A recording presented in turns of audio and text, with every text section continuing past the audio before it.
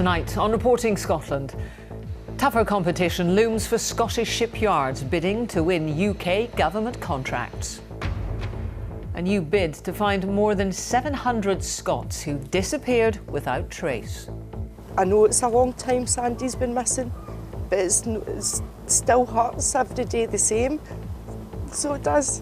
And it annoys me that we don't get the help and support that other families get. Also in the programme, new figures show the impact of the oil downturn on jobs was even worse than thought. Andy Murray says he'll most likely miss the rest of the season because of his ongoing hip injury. And we look at the implications for Scottish football after Labour says it wants to ban gambling firms from team shirt sponsorship deals.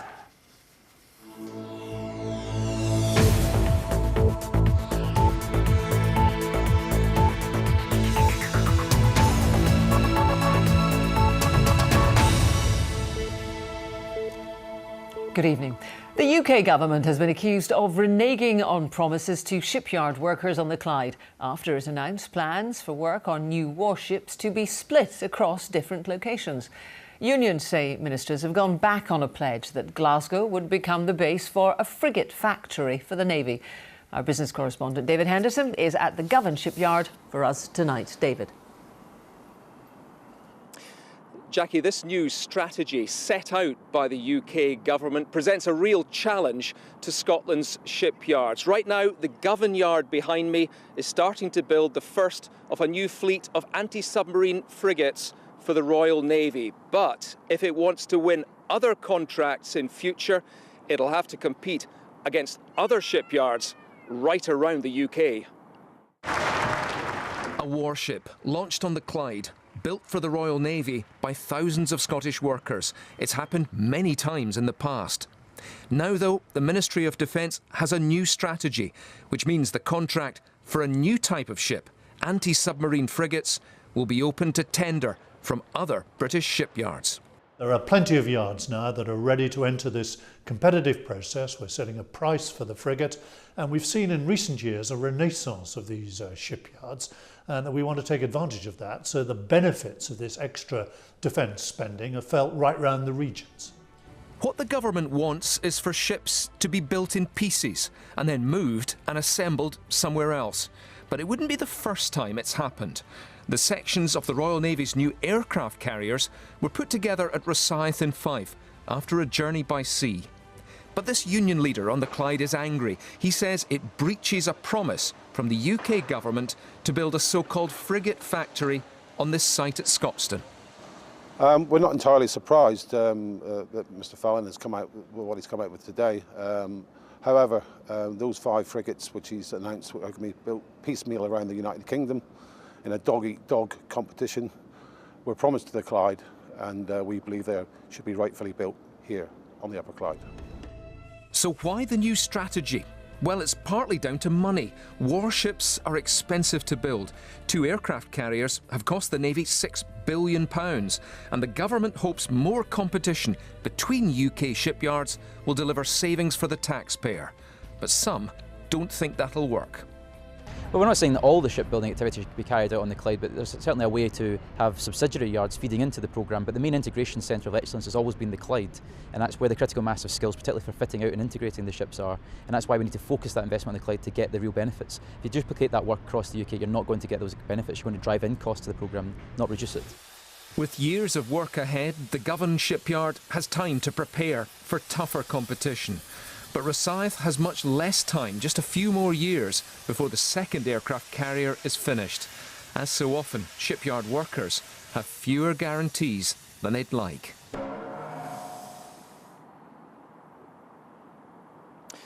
Well, long term, the UK government says this strategy is designed to ensure that the UK produces more warships, not fewer warships.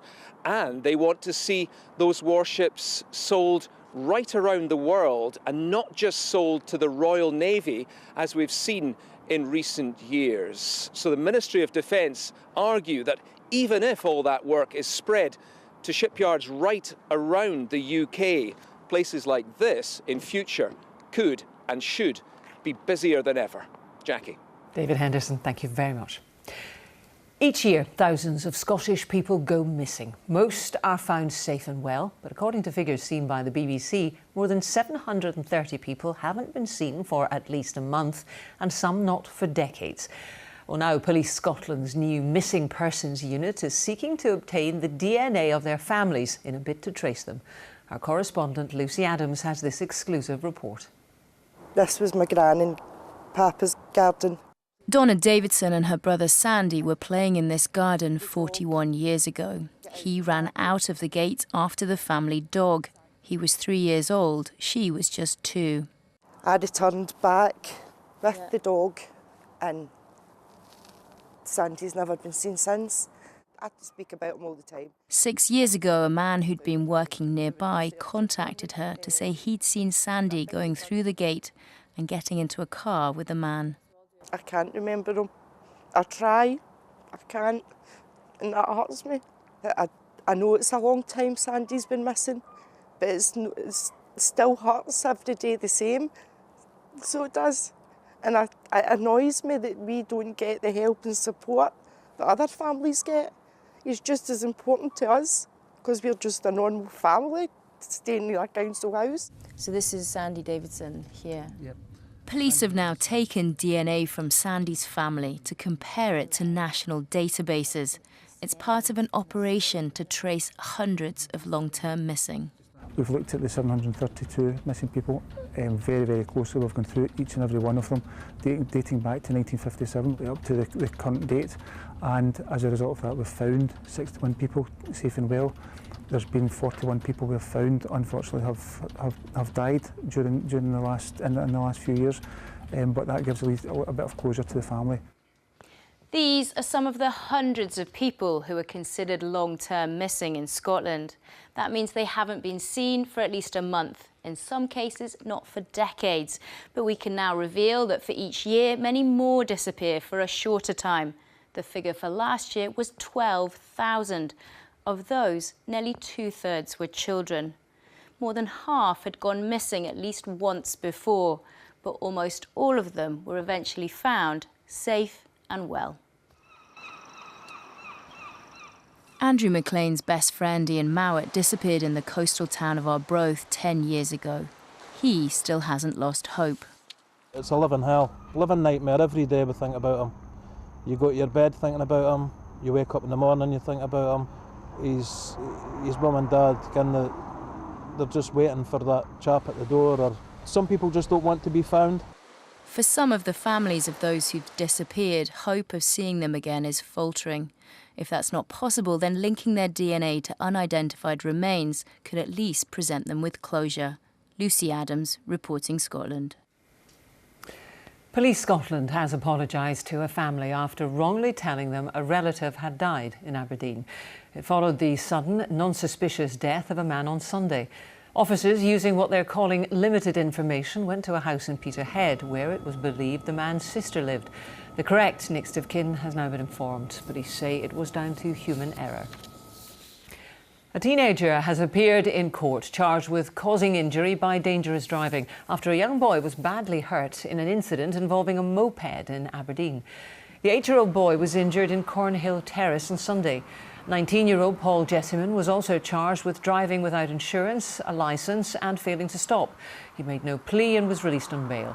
A second man charged after the incident was fined £540 after admitting driving without a licence or insurance. A police investigation is underway after a man's body was found in a house in Fife. Officers cordoned off 2 houses following the discovery in the village of Kelty earlier today. Police say the death of the 38-year-old man in Kelty Hill Avenue is currently treated as unexplained. A former Edinburgh Council leader has accused the company that ran the trams project of deliberately attempting to prevent councillors having important information about it. Donald Anderson told the Tram Inquiry this lengthened the process and added to costs. Maura Kinneborough reports. Edinburgh's trams cost twice the original budget for half the route, delivered 5 years late. The inquiry into what went wrong heard from councillors involved at the time.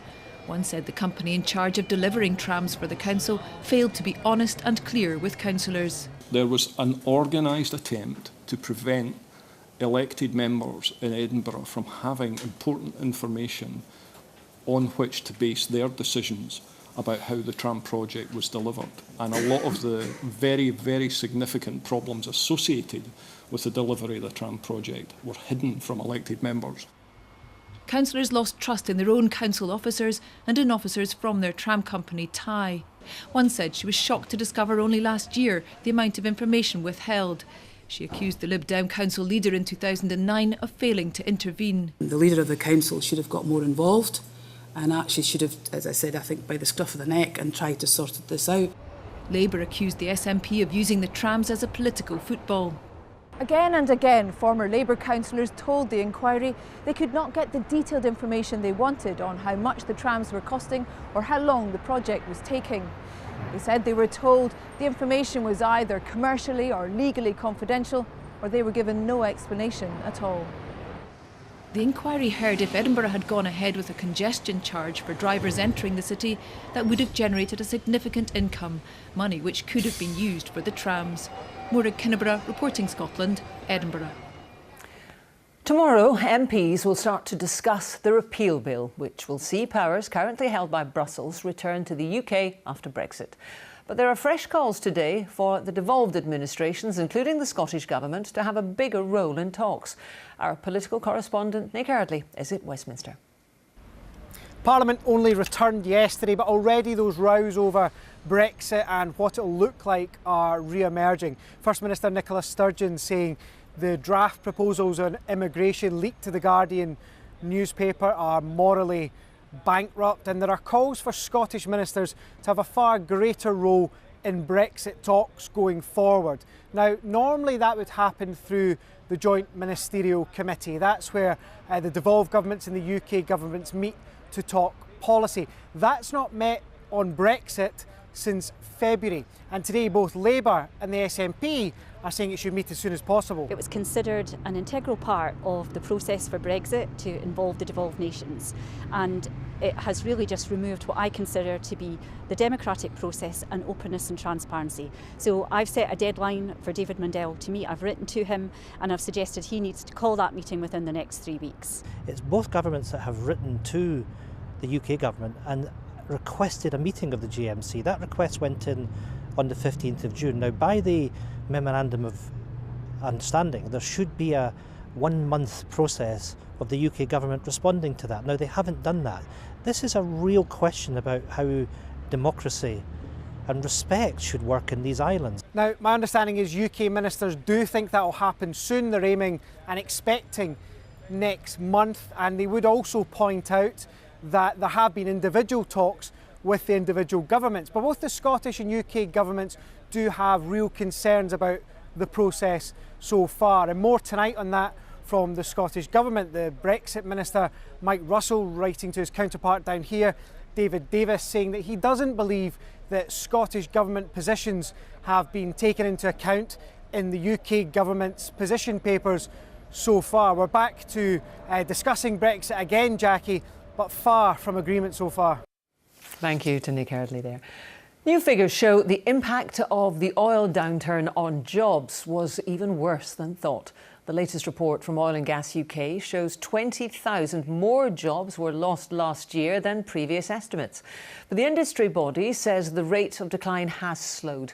Well, our energy correspondent Kevin Keane joins us now from Aberdeen. So, Kevin, can you put these figures into some sort of context for us? Well, the figures are pretty stark. In 2014, this industry, directly and indirectly, was responsible for 450,000 jobs. Now, 3 years on, that figure is 300,000. So that's 150,000 jobs lost over just 3 years. Now, clearly the bulk of those were in the first year of the downturn. Last year, it was expected that would slow down to about 40,000. But today, we've learnt that actually in 2016, 60,000 jobs were lost, and another 13,000 are predicted to go this year. Now, that all sounds like pretty bad news, and it is, of course, for the people who are affected. But Oil and Gas UK, who are behind this economic report, say it's not all doom and gloom. Although the jobs number has come down again, what we are seeing is the actual rate of job losses is slowing. So that's a relief to the industry, because obviously in 2015 we saw a big drop down in 2016, and we're now seeing that slowing. So that's the welcome news that comes out of this, recognising the tough times that everybody's been through.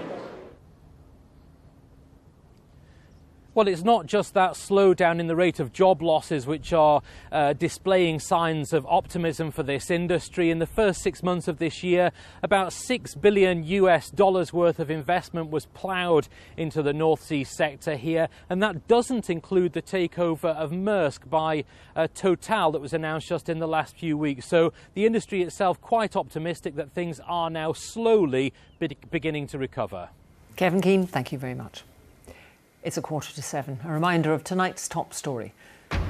Tougher competition looms for Scottish shipyards bidding to win UK government contracts. And still to come, the Scottish Government gears up to tackle air pollution, but what will be the impact on motorists? Andy Murray says he will most likely miss the rest of the season because of his ongoing hip injury. The decision could result in him dropping as low as 16 in the world. The former number one has not struck a ball in competition since early July. Rhona McLeod can tell us more. The last time we saw Andy Murray on court in competition was Wimbledon. The quarter-finals, and the Scot visibly troubled by the hip injury which he revealed had been an ongoing problem. My hip's been sore most of the event. It was just, it was a little bit too sore today. He rallied for the US Open, practising in the hope of taking part. But then the announcement that he and fans had been hoping to avoid. You know, I'll try to get myself back on court as soon as I can, but, you know, I obviously, need to make the correct decision. Today there was confirmation on Murray's Facebook page that the injury has claimed the remainder of his competitive season.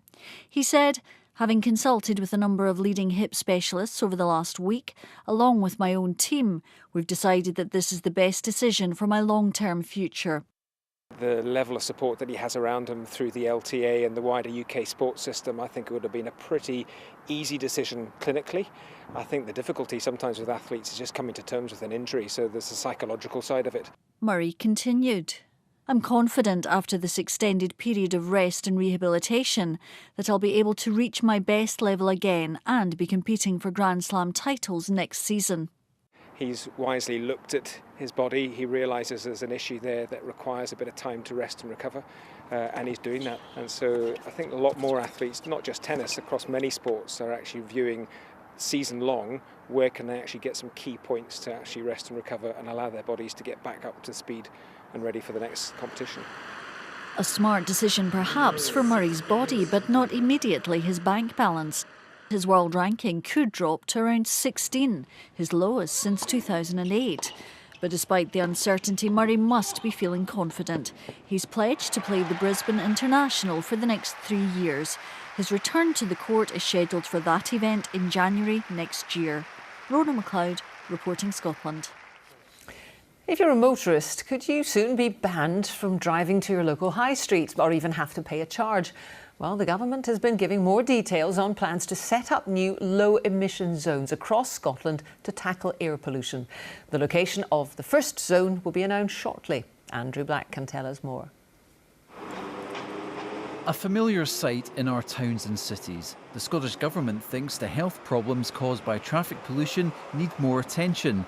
They want to tackle the issue by limiting which vehicles get into city centres through new low-emission zones. This is Hope Street in Glasgow, which regularly tops lists for being Scotland's most polluted street, mostly because of all the buses and cars that use it. And this is exactly the kind of area which could be turned into a low-emission zone. So how might it work?